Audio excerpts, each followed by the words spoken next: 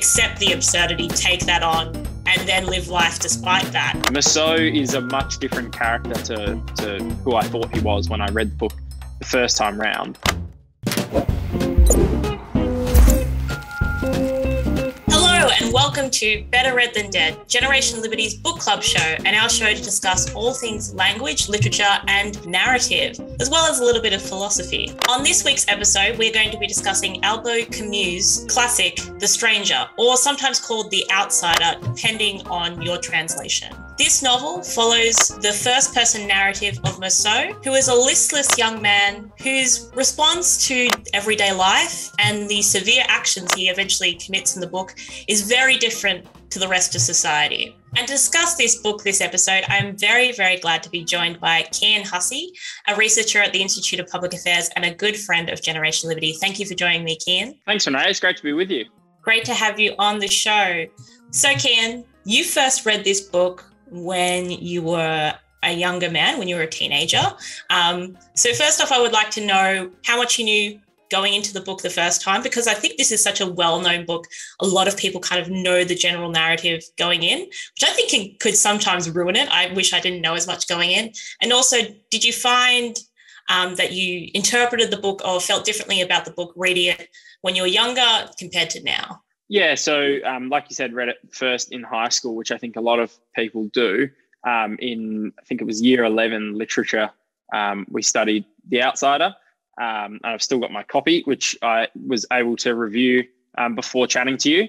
So I think that going into it then, I did know a little bit about it, but we basically were told the whole story before we actually read it. So we were introduced to the idea of existentialism and nihilism and absurdism, and we kind of studied those ideas while we were studying the book, which, to be honest, I think is probably not the best way to do it. Like you say, it would have been better if, I think it might have been better going into the book not knowing what happened, because when you approach a book with a very set, philosophical assumptions going into it, it does colour the way you read things. And I thought at the time, a lot of the time I was reading it expecting to find something or waiting to uncover something.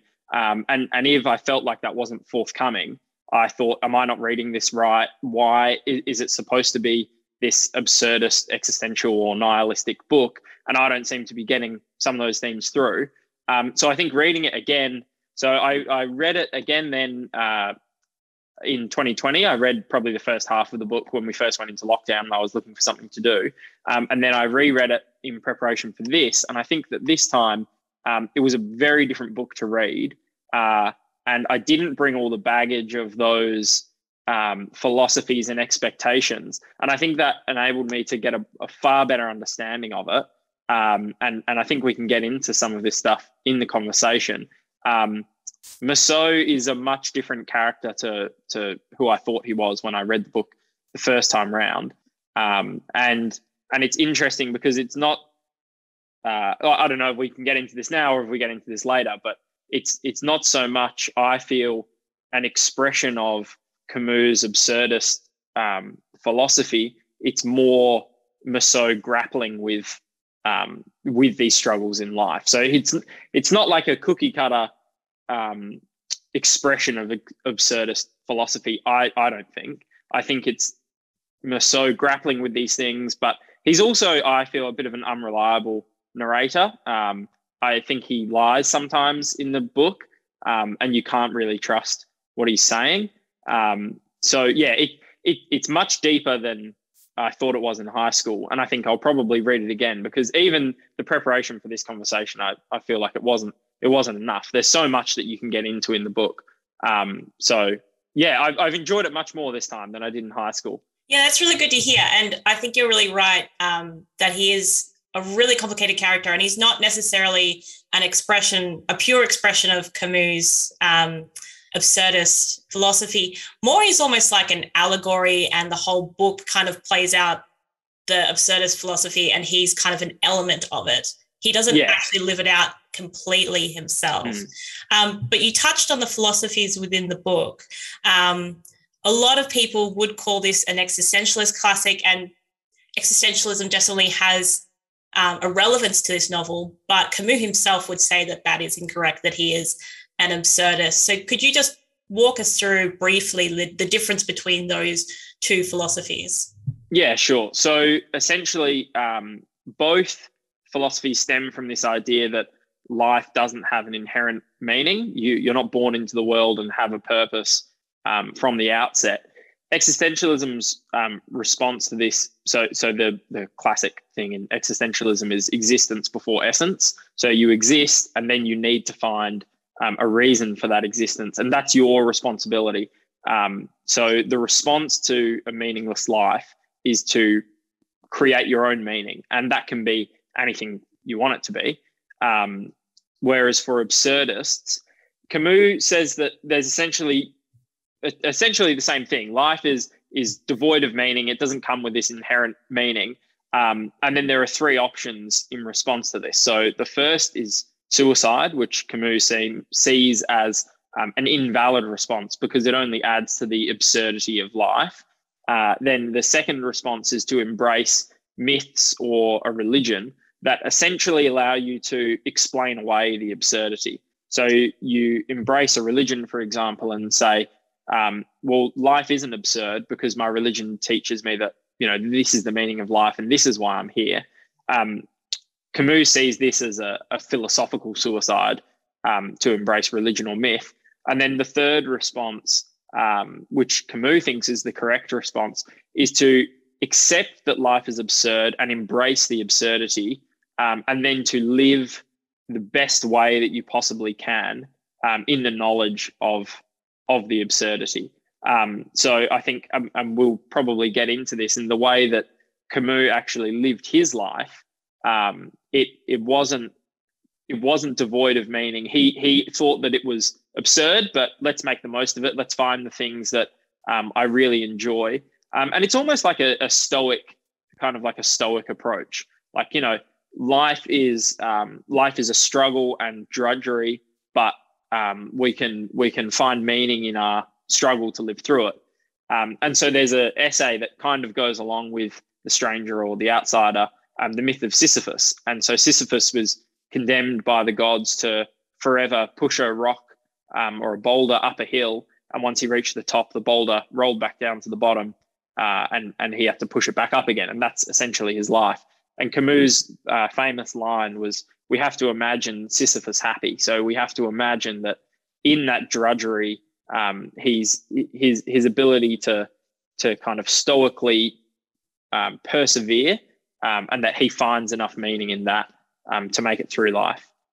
So that's kind of an overview of the differences between the two, but they are quite similar and they kind of stem from similar schools of thought. Yeah, it's really interesting, that Myth of Sisyphus and how he analyzes that and saying you have to imagine him happy, because I've heard it before. I can't remember who else was talking about this, but that he was actually the happiest god. But from a different perspective, that, if you have no guidelines within your life, and you have to kind of search out what you have to do every day, that can actually create its own misery. While Sisyphus he knew what he was doing every day, got up every day, just had to push the rock up the hill, went back down. Like, it just, eventually he was the happiest because he wasn't dealing with that existential dread of what do I do with myself. And I think there's an interesting, like Jordan Peterson's outlook on this would be, this is shouldering your burden. And you shoulder this burden and you push this rock up the hill, and slowly over time that burden becomes easier to bear because you grow stronger. It's not like you don't change as you shoulder your burden. But yeah, certainly I can see how Sisyphus could be happy not having to wake up and figure out what am I going to do with myself, and how do I fill my days. No, and I think that's really interesting that you would think maybe on the outset, like what the philosophy of Jordan Peterson, which emphasizes kind of myth and religion, is very, very different from this. But they kind of get to the same point, as in, Camus is saying, accept the absurdity, take that on, and then live life despite that.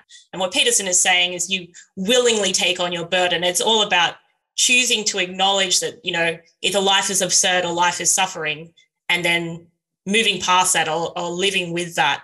And that's how you kind of get a and not necessarily, Camus wouldn't say meaning, but living a meaningful life in the end. So I think that's really interesting that those two connect. But also I think there is a connection between kind of absurdism and also existential philosophies and the emphasis of the individual and kind of connecting to that, the relationship between these ideas of individual freedom. Do you think that there's a relationship between those philosophies? Yeah, I think so. And this comes out in the book. So essentially the existentialist, the existentialist outlook is that you have to come up with your own meaning. So it is kind of an individual thing.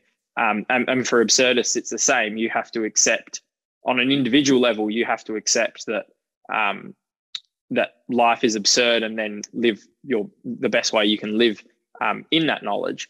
And I think that the way this plays out in The Outsider or The Stranger, I keep referring to it as The Outsider because that's my edition is The Outsider. So there's a very good reason why it's The Outsider. Why he's called The Outsider. He doesn't respond to events the same way that other people should. So the book begins with his mother's funeral, and he kind of expresses no emotion. He's actually annoyed that he has to go and buy a bus fare and take the bus out to the funeral, and it's hot. And then he's hungry and he's tired and the sun is draining him, but he never cries. And people kind of react to him with this.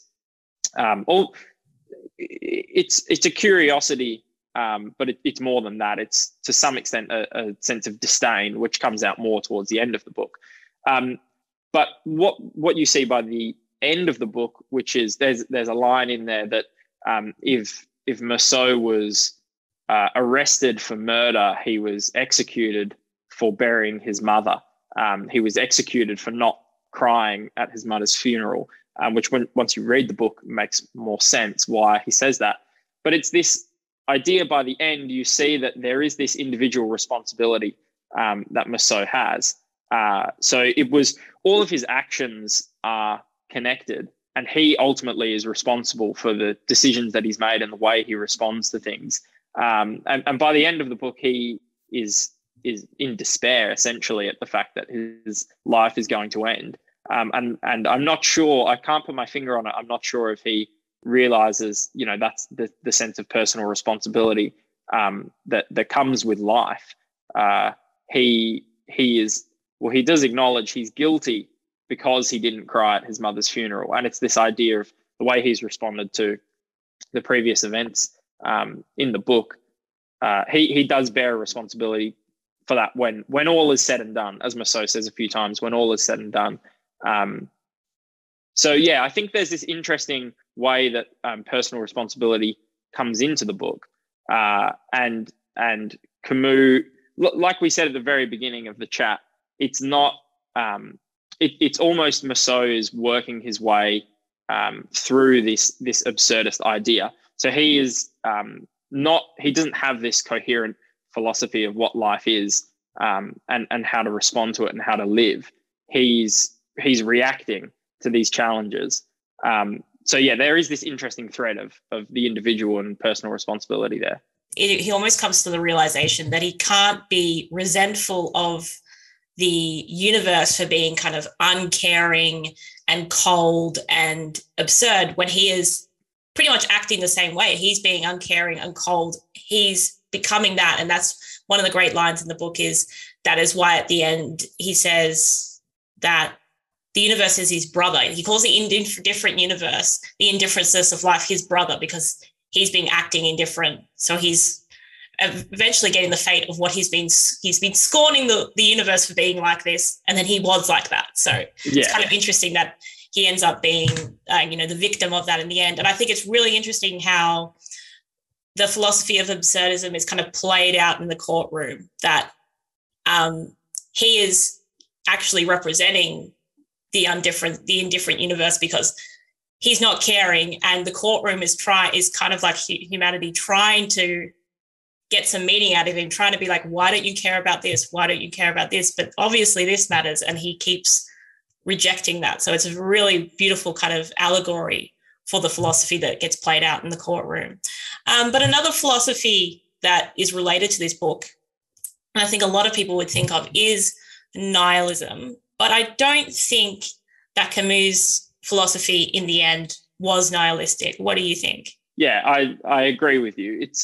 And as I mentioned at the top, so when I studied this book in school, we were told about nihilism, and nihilism is one of the philosophies that that a lot of people would bring to the book. But I think you're right. So nihilism essentially says that there's no meaning to anything, no values or ways of living are any better than any other. It's all pointless in the end. We're all going to die in the end. There's no point striving for anything. And there is almost a sense of Mersault being nihilistic, because he essentially says it doesn't matter if you die at 30 or 70 because you're going to die either way. But this is one of the reasons I think he's an unreliable narrator, because he also then says a few lines later that so this is at the end when he's waiting to be executed in his prison cell, and the guards didn't come for him for another day, and he sees the sun setting and knows he's stolen another 24 hours. He's gained another 24 hours.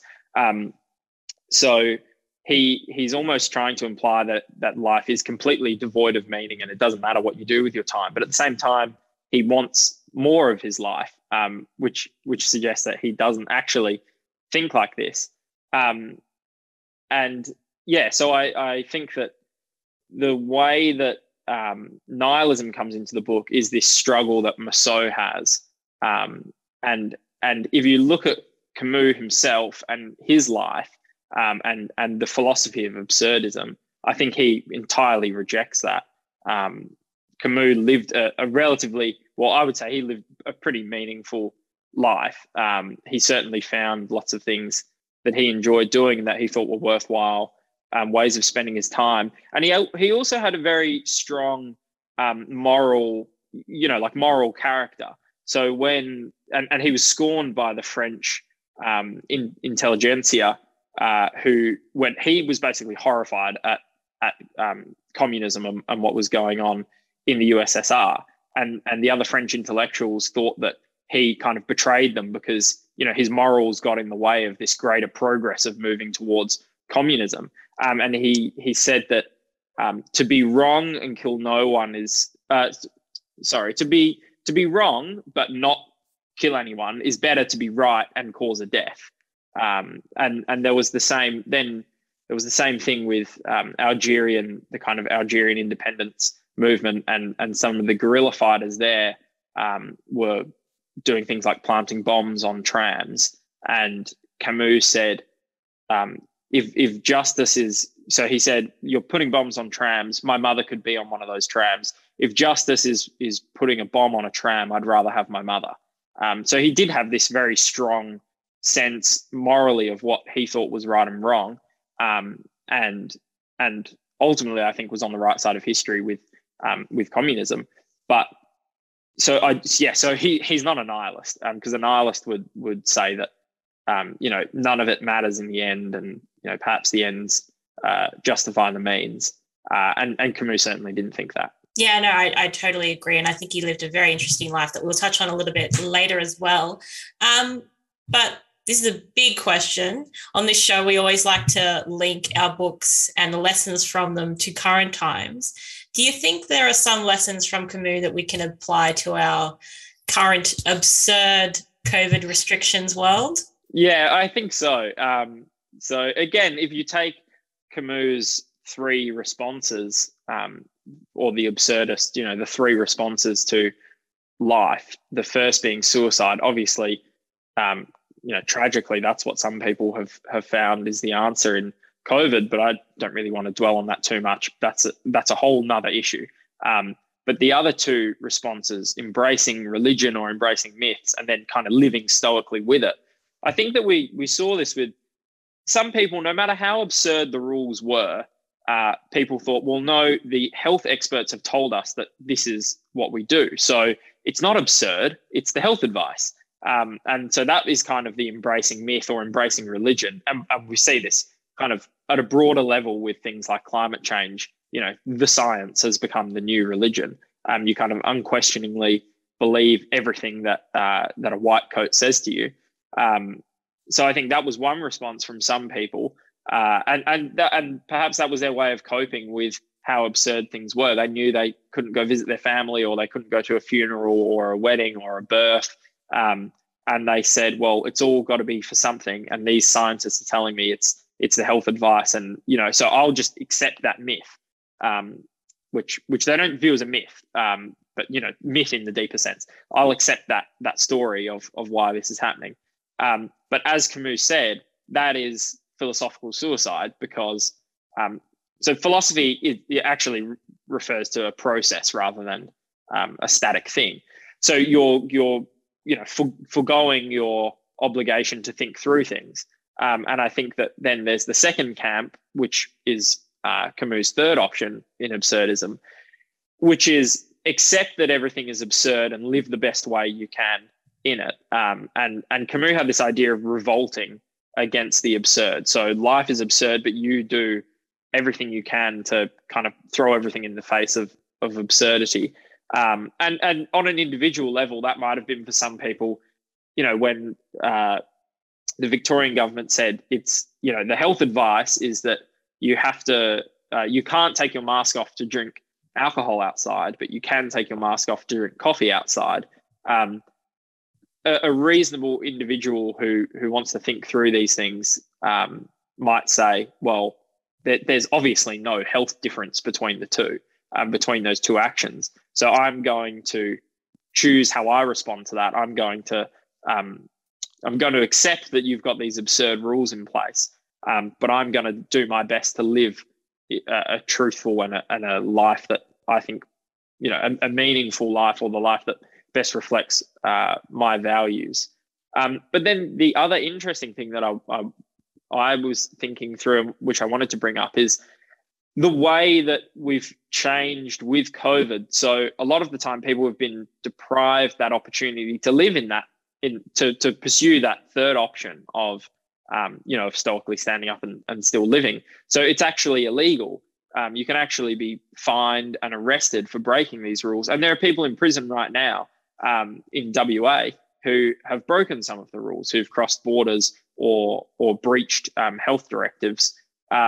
So this is probably, this is a conversation for another day, but the deeper point with COVID and how it's changed Australia and how it's changed the West and how it's changed our society.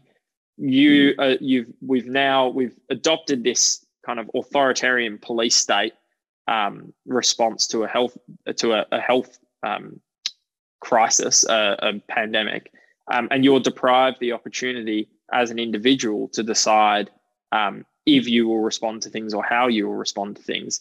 So it's almost like they're herding everyone into Camus' second option of just accept these stories and these myths and this new religion that we're giving you. Don't question the absurdity. This is how you live, and you don't even have the opportunity to question it. A lot of the time you don't have the opportunity to question it, but you certainly don't have the opportunity to challenge it. No, and I think another book obviously that's relevant to this is Camus' The Plague, and a lot of the ideas that are discussed in this are of course relevant now, but what we're kind of experiencing is Camus explains that, in that book, that a disease is kind of the ultimate expression of the uncaring nature of the universe. It's random. It doesn't care who you are. It can strike anyone down. And in response to that, our government thinks if we put enough rules on top, we can kind of fix this absurd disease. And it's just making things worse, it's almost they're committing philosophical suicide on top, which is compounding and making everything worse, which is really interesting to watch play out and interesting to watch people respond, whether they, as you said, treat this as a kind of a new religion and follow the rules, or if they, fight back, which is, the difficulty that we're seeing of people going to prison or trying to accept it and live on, which is, I think, the situation that a lot of us are in now. But moving on from that discussion as well, I think in modern times we're seeing a lot of absurdist ideas explored in film and TV and pop culture. So can you think of a modern show or movie that you think explores these ideas? This is one of the things that we're told to do in English classes now is to take these frames and apply them to anything. So what I thought I would try to do is apply it to a show I've been watching, which is Mad Men. So the based in the kind of New York advertising agencies in the 60s. And I think you can view parts of the show through this absurdist lens, because nothing is more absurd than working for an advertising company where your mission is to convince people that they want things that they don't necessarily want or need, and then they willingly part with their hard-earned dollars to buy them, which is quite interesting. And I think that some of the characters in the show, they see the absurdity of what their job is, but some of them just embrace it, and they embrace I guess a leftist critique would be that they embrace, the capitalist notion that, or this consumerist notion that they just live to work and buy stuff and then they'll be happy.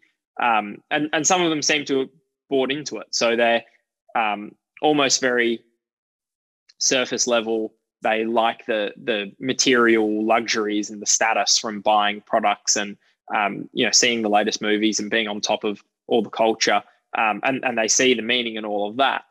Whereas Don Draper, who's the protagonist, has this more, I think, of Camus' idea. He doesn't seem to be as sucked in to that. He seems to recognize the absurdity of the world and of his job. But he has this stoic kind of, well, I'm doing the best that I can. I'm doing the best job that I can. And it's almost a game for him to be, to almost be above the system. So he's able to play this game of selling things to people, but he's not sucked into it. But he has a somewhat meaningful life. That was the one that I was thinking of. But I know there's probably a lot of others. To be honest, I don't watch too much TV or movies, and that's what's on my mind. So I thought that was a decent one to try and analyze this way. No, I think that's a really good example. I've only watched a little bit of Mad Men, but I think another kind of element of absurdism in there is Camus kind of always emphasizes the kind of drudgery and repetitive nature of life. And Mad Men, from my viewing, has really beautiful camera work, but it sometimes deliberately drags out like mundane things in your life, like, just walking or swimming, that they just do a really, really, really long shot to like emphasize the central character's kind of existential dread. Like they just pull those shots out, which I think is kind of a nod to the absurd within that show. The show that I think really right now plays with these ideas is Rick and Morty, which is actually quite a popular show at the IPA. Yeah. And I think, a lot of people talk about Rick and Morty's kind of fandom can be a bit cringe. And I think that's because there's a lot of the fandom that don't kind of understand the point of the show, and they identify with Rick and they, I'm so smart and no one understands me because I'm a genius. And Rick is always kind of dealing with this nihilism or this absurdism because, he has infinite universes that he explores and he realizes, that there's no meaning to his life. But Morty actually deals with it slowly throughout the show in a much more mature way. He's actually the more emotionally mature character, the smarter character in the end, because he realizes, and Rick slowly comes to this understanding through Morty that it's by choosing to be with your family and taking those times with them and just enjoying life in those moments without thinking about everything else and just choosing to be happy in that moment is how you live a good life. And that's what kind of isolates Rick from the other Ricks, because there's multiple Ricks, is he's slowly coming around to that understanding. And there's a really, I think, an absurdist line within that show is when Summer finds out she's an unplanned pregnancy and she's, going to run away and she hates her parents, and Morty goes up to her and explains that his grave is in the backyard, and he says that, no one's meant to be here. Nothing, there's no meaning to anything, but come watch TV. And it's like, just come and choose to be happy with us. Like, yeah. in the face of all this absurdity, come and choose to be with your family and just live a happy life. And I think that's a really interesting philosophy that's in such a mainstream show. So yeah, I think there's a lot of things that right now are discussing this. So Cian, this is an interesting question. So you said that you did study this book as a teenager, and at the IPA we do a lot of research in curriculums, and we've been noticing that there is generally a lack of classics within curriculums these days. But one of the books that seems to have survived a lot of them is this book. Do you think there is a reason why this book seems to remain on so many curriculum lists while others are taken off? I'm not sure why exactly. One of the things that occurred to me thinking about this is that I think that, as you said, a lot of people would misinterpret The Outsider as nihilistic or as existential, and I think that nihilism and existentialism are allowed. They're part of the orthodoxy now, particularly nihilism, that nothing is, life is pointless and there's no deeper meaning to any of this. We're all here as an accident. There is no God. There is no. There's nothing waiting for you after you die. That's kind of the narrative, or that's the accepted narrative or culture. That's what people are being taught in schools. And I think that this is mistakenly put in that camp, and so it's allowed to stay there. That would be my interpretation. And again, after coming back to the book, there's so much more in there, and I think that it's so misguided. So when you read it as a 17-year-old, you might think Mersault is this really intelligent guy who's just, no one can understand him, and he's so far above everyone else. Why does it matter if he cries at his mother's funeral? Because his mother's gone now, so she won't be benefited by him crying. Why does it matter if he loves someone, or why does it matter if he marries Marie? None of it means anything, and they're all going to be dead one day. But then coming back to the book, you see, like, that's completely wrong. He's a liar, I think, Mersault, and he's struggling through life like many other people. And he does reveal that, I said there's a few instances where he reveals that he's not being completely truthful. So I think Mersault has this idea of himself that he's trying to project through the book. But there's little hints that he's not being truthful. So he often complains about the sun and the sun bearing down on him. And, the sun is always it's like a motif in the book where it's always a source of anxiety and dread and pain. But then there's other times where he stands in the sun and he kind of lets slip that he actually enjoys the bit of sunshine coming down on him. He enjoys laying in the water with Marie, and the sun is drying the specks of water on his face. So there's these few glimpses into it's deeper than that. He's not nihilistic. Maybe it's something to do with this mistaken idea that he's a nihilist, and we're trying to teach kids that. But I don't know. That was what occurred to me. Yeah, I think it probably does have something to do with that, and also that Camus is an atheist. That kind of fits in with it's not connected to any mainstream religion. So, and books that kind of touch on that are kind of left out. So, and also touching on this, existentialism kind of leads to the postmodernist French philosophers. So it's kind of a gateway into some philosophies that are leaking into universities as well. I think, sorry, I was just going to, I think that's right. And I think they never mentioned to us in school that he was, he was anti the communists, and he thought that, people dying. So Camus essentially thought that there are things worth dying for, but nothing is worth killing over. But they don't tell you that. It's kind of like, they say he was a Trotskyist. That's kind of their explanation of his political philosophy, and they leave that part out. And it's kind of very similar to how some people interpret Orwell. They put Orwell, he went to Spain to fight the fascists, so he's obviously on the communist side, so they put him in that camp. But it's a very simplistic way of looking at such a deep thinker. But thank you so much for this chat, Cian. But before we end the show, I always like to hear some recommendations from my guests for our viewers out there if they liked The Stranger or The Outsider, depending on your translation. Any other films, TV or books or any kind of culture you think they also will enjoy? Yeah, so funny you should mention Orwell because it is an Orwell book. Keep the Aspidistra Flying. So it's actually one that Orwell essentially he wrote it and had it published because he needed money. He was desperate for money and he wouldn't let it be reprinted in his lifetime. So he wasn't very proud of it, but some of the things in there are further developed in 1984. Keep the Aspidistra Flying is one of my favorite books. And it's the essential story is Gordon Comstock, who's the main character, is struggling with the money god and society. He works at an ad agency, funnily enough. He's a copywriter. He's competent. He's good at his job, but he doesn't see the point in any of it. He thinks that, everyone's working to make a paycheck to go and buy useless things. And he decides to reject the money god, quit his job, and live his best life another way. And it's this kind of this struggle of him dealing with that. He will never let himself catch a break.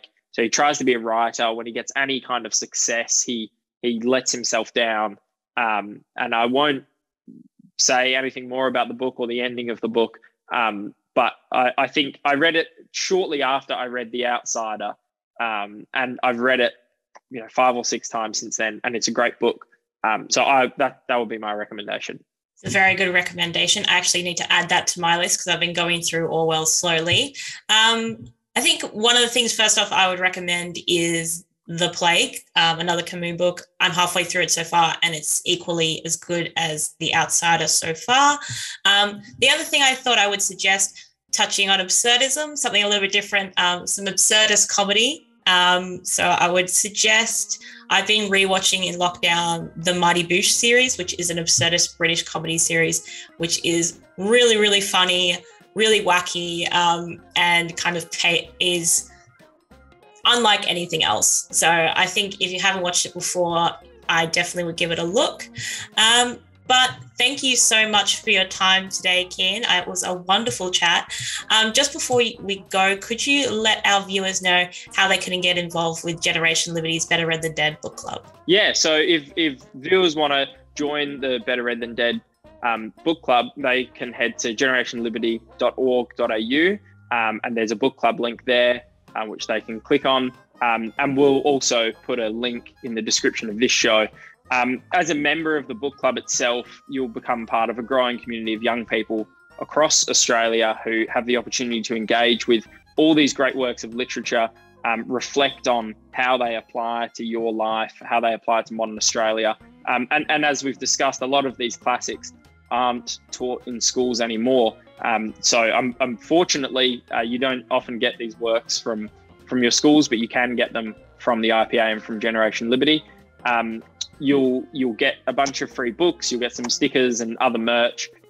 Membership to the book club is free for Generation Liberty members, and it's only $10 for everyone else. So I'd really encourage everyone to head to generationliberty.org.au and sign up for the book club there. I hope that you are already signed up, but if you're listening to this and you're not signed up, please sign up today. Thank you so much for listening. Make sure that you follow Generation Liberty on Instagram. But for now, thank you for tuning in. I hope you keep on reading, and we'll see you next time.